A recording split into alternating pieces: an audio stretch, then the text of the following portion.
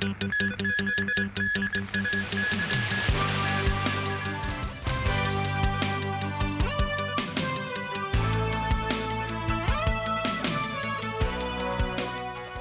evening, and thank you for joining us. Former U.S. Secretary of State Henry Kissinger died this morning, Hong Kong time, at the age of 100. His roles as the White House National Security Advisor and top U.S. diplomat under two presidents left an indelible mark on Washington's foreign policy and earned him a controversial Nobel Peace Prize. Daniel Rao tells us more. Henry Kissinger died at his home in Connecticut, according to a statement from his geopolitical consulting firm. No mention was made of the circumstances. The statement said he would be interred at a private family service to be followed at a later date by a public memorial service in New York City. Kissinger is survived by his wife of nearly 50 years, 2 children by his first marriage, and 5 grandchildren. During the 1970s, in the midst of the Cold War, Kissinger had a hand in many of the epoch-changing global events of the decade, while serving as National Security Advisor under Republican President Richard Nixon. The German-born Jewish refugees' efforts contributed to the U.S. diplomatic opening with China, landmark U.S.-Soviet arms control talks, expanded ties between Israel and its Arab neighbors, and the Paris Peace Accords with North Vietnam. Kissinger's reign as the driving force behind U.S. foreign policy waned with Nixon's resignation in 1974 amid the Watergate scandal. Still, he continued to be a diplomatic force as Secretary of State under Nixon's successor, President Gerald Ford. A controversial figure, his supporters hailed Kissinger for his intelligence and broad experience. His detractors branded him a war criminal for his support for anti-communist dictatorships, especially in Latin America. In his latter years, his travels were circumscribed by efforts by other nations to arrest or question him about past U.S. foreign policy. His 1973 Nobel Peace Prize, awarded jointly to North Vietnam's Le Duc Tho, who would decline it, was one of the most controversial ever.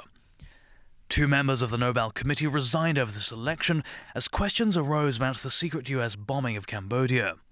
Kissinger had been active late in life. He founded his own consulting firm, attended meetings in the White House, published a book on leadership styles, and testified before a U.S. Senate committee about the nuclear threat posed by North Korea. In July 2023, he made a surprise visit to Beijing to meet President Xi Jinping. Reaction to Kissinger's passing was polarized. Many paid tribute, including former U.S. President George Bush. Bush said America has lost one of the most dependable and distinctive voices on foreign affairs. U.S. Secretary of State Antony Blinken said Kissinger really set the standard for everyone who followed in this job. Russian President Vladimir Putin and German Chancellor Olaf Scholz are among other leading political figures to express their condolences. However, criticism of Kissinger was especially strong on social media. Here, many posted celebratory videos in reaction to his death. A Rolling Stone magazine headline said, "Henry Kissinger, war criminal beloved by America's ruling class, finally dies." Dan Rao, TV News. President Xi Jinping and senior Chinese officials have sent messages of condolence to U.S. President Joe Biden and others after the passing of veteran U.S. diplomat Henry Kissinger. Foreign Minister spokesman Wang Wenbin said Dr. Kissinger was a pioneer and builder of Sino-U.S. relations. Wang added Kissinger made historic contributions to the normalization of China-U.S. relations. He said China and the U.S. should carry forward Kissinger's strategic vision, political courage, and diplomatic wisdom, and promote the sound, stable, and sustainable development of China-U.S. relations. Wang stated Premier Li Qiang and Foreign Minister Wang Yi also sent messages of condolence to Kissinger's family and U.S. Secretary of State Antony Blinken, respectively. Xie Feng, China's ambassador to the United States, said he was deeply shocked and saddened to learn of Dr. Kissinger's passing. He stated history will remember what the centenarian had contributed to China-U.S. relations.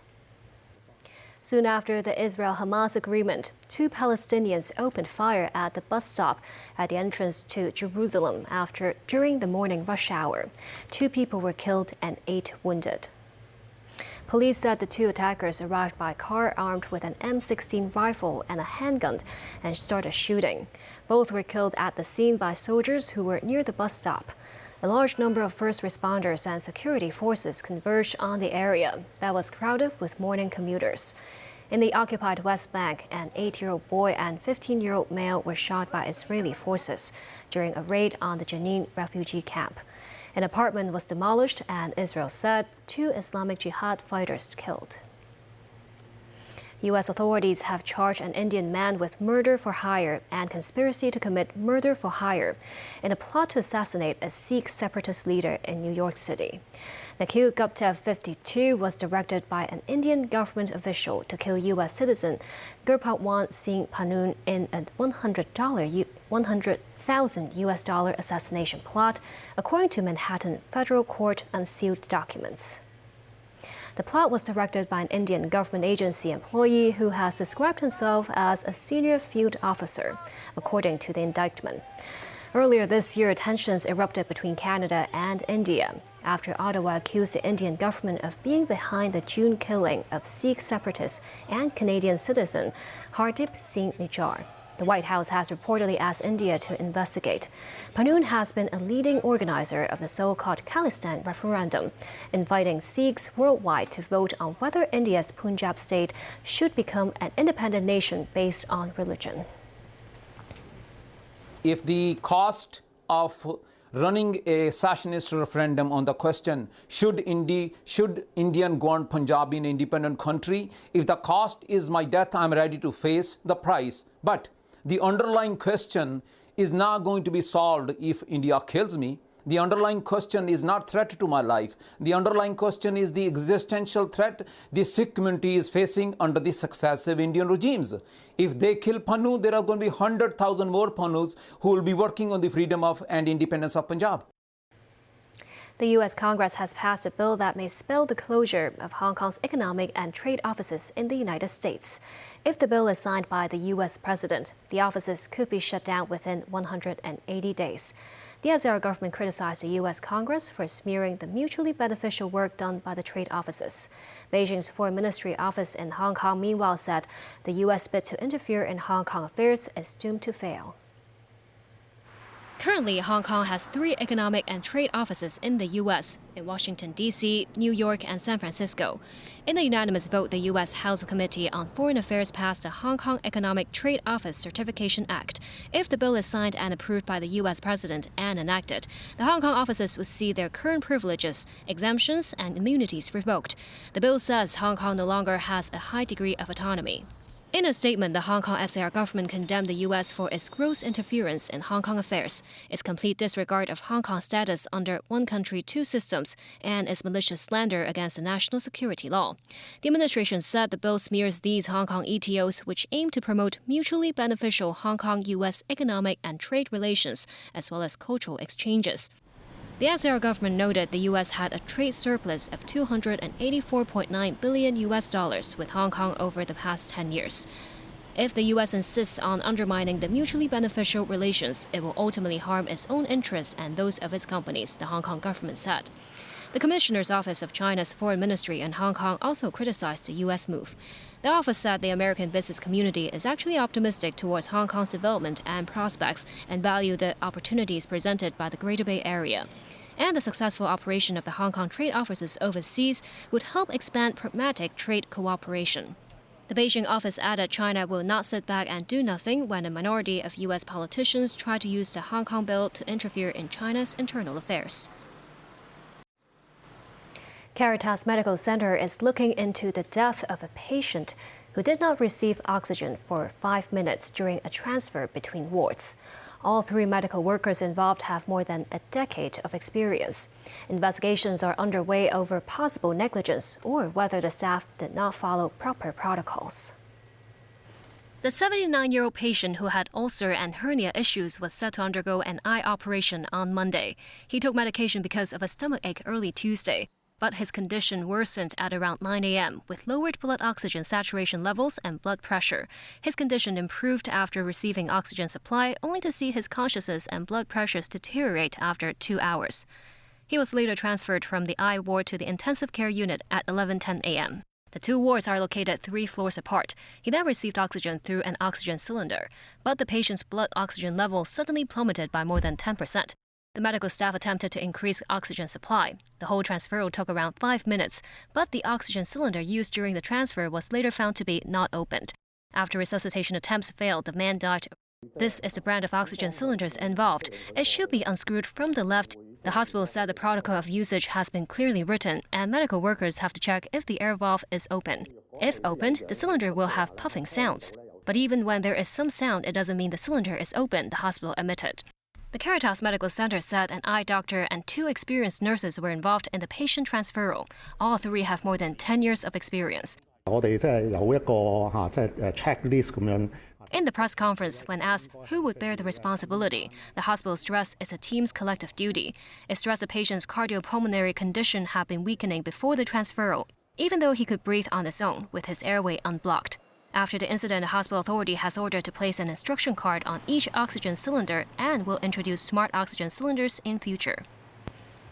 Still ahead, an exhibition on China's manned space missions open at the Museum of History. The city's first hydrogen fuel cell bus set to enter service in January at the earliest. And geographical constituency voters reminded to place just one take on their ballots during the coming district council elections.